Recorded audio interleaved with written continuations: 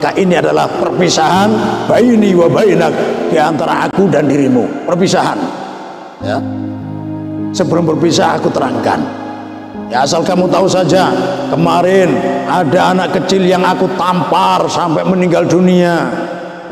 Allah memberikan tahu kepadaku, memberikan pengetahuan yang tidak diberikan padamu, bahwa orang tua anak kecil ini, abah mamanya anak nang halus ini sangat taat, sangat rajin ibadah. Dan kekanakan halus ini kalau dibiarkan tumbuh dewasa, ternyata dia sangat durhaka.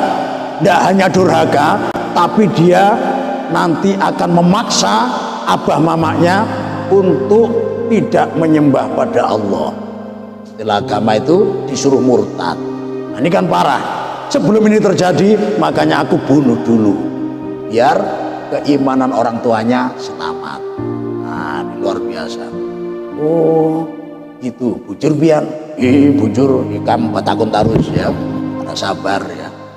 Nah, terus itu yang kapal itu, ulun merasa kada nyaman sama yang punya kapal. Kita ini dapat tebengan, tapi malah pian rusak. Nah, salikam tahu ya. Kalau kapal ini kondisinya bagus, dia akan melayar, ya, melewati suatu daerah yang mana di situ ada perompak, ya. Perompak kapal, dia mengintai kapal-kapal yang bagus. Kalau ada kapal yang bagus lewat, langsung ya diserbu, dibegal. Tidak hanya kapalnya yang dirampas, tapi hartanya juga dirampas, orang-orangnya dibunuh. Bayangkan ya, habis semua ya, kapal hilang, harta hilang, nyawa pun hilang ya, kalau kapalnya bagus. Tapi kalau diintai kapalnya rusak, rungkang, ini ya, cuma kayak ini aja ya, intinya tidak menarik, tidak dirampas. Nah, makanya Nabi Khidir merusaknya, dirusak. Tujuannya apa? Supaya pemilik kapal aman, hartanya aman, nyawanya juga aman.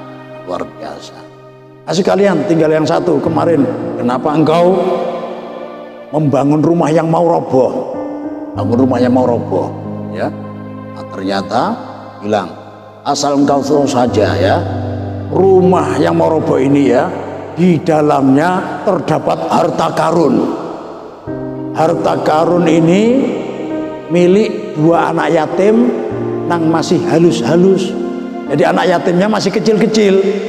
Jadi kalau seumpamanya rumah ini tidak aku perbaiki, kemudian rumah ini roboh, harta karunnya kelihatan, sementara pemiliknya masih kecil, otomatis dikhawatirkan ada tetangga-tetangganya yang rakus akan merampas harta karun tersebut.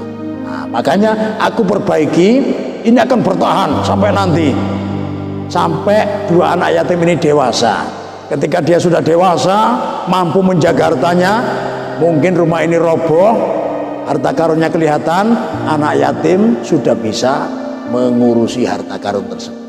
Nah, ini ya luar biasa. Dalam Al-Qur'annya, wa kana fil madinati ya kanzun lahuma wa kana abuhuma sholihah. Nah, ini perlu kita pahami sedikit. Dan abuhuma, bapaknya dua anak yatim tersebut, sholihan, itu sholihan, orang yang soleh. Nah, ternyata abun artinya apa Pak? Abun, abi, bapak, ayah ya. Nah, ternyata dari ayat ini kita dapat pelajaran lagi bahwa ayah tidak harus ayah kandung. Yang disebut abun tidak harus ayah kandung ya. Seperti ayat tadi, ternyata menurut ahli tafsir yang disebutkan wa kana abuhuma sholihah, dan bapaknya dua anak yatim ini adalah orang yang soleh. Ternyata bapak yang disebut di sini adalah bapak ketujuh, kakek ya. Jadi ayah kandung yang sambung, satu, dua, kakek, Nah, terus buyut, terus sampai ke atas, sampai ke 7. Luar biasa. Jadi sedikit pelajaran, kata-kata abun tidak harus ayah kandung. Seperti contoh di sini, kadang kakek ke-7 disebut abun. Ya, ini istilah Arab. Terus kadang pamannya disebut abun. Sebagaimana Rasulullah kalau manggil Abu Thalib Abi, memanggil Al-Abbas paman Rasulullah Abi juga. Nah, mungkin termasuk Abu Lahab dipanggil Abi juga karena paman. Nah, ini ya. Nah, makanya di sini mohon maaf sedikit menyelamatkan akidah kita.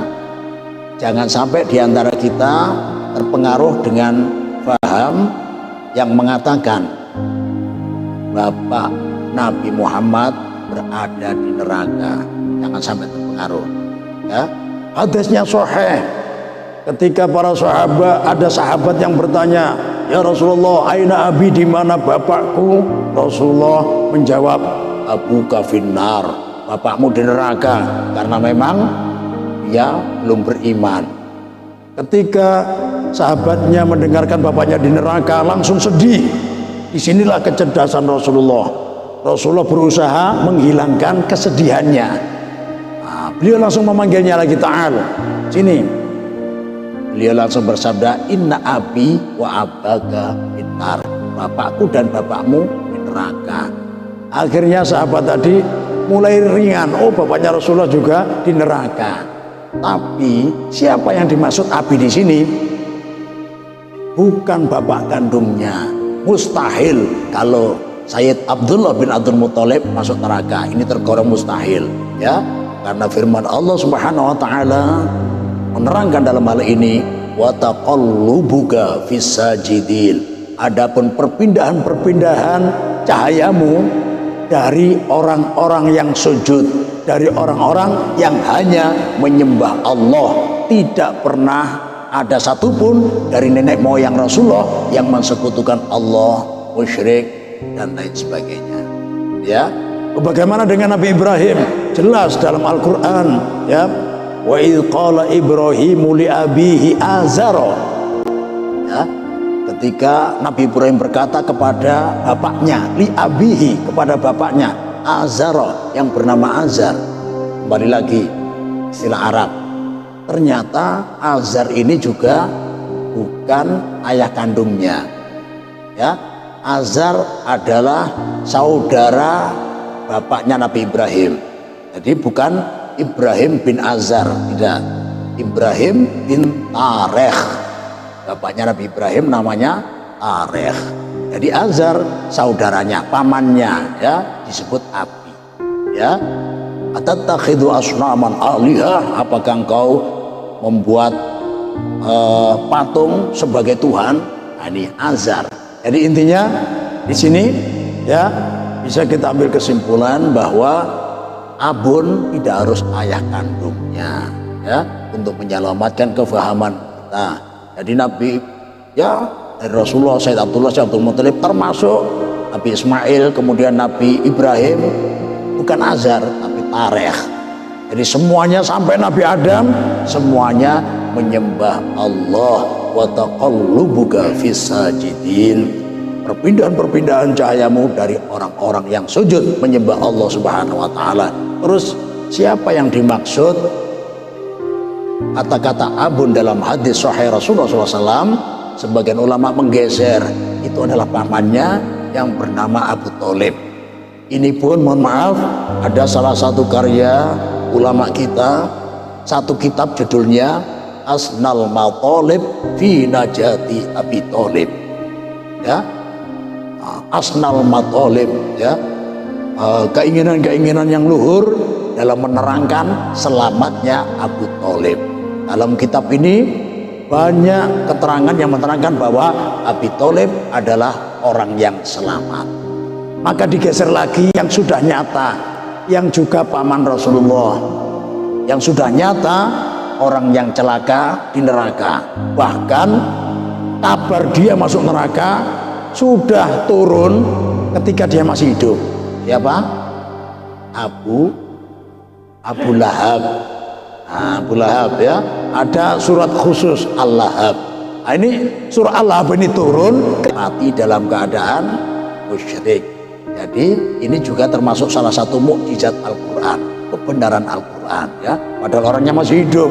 Ini seburuk-buruk orang ya. Orang masih hidup, kabar masuk neraka sudah turun ya, luar biasa. Jadi di sini ya mungkin untuk sementara ini kita cukup.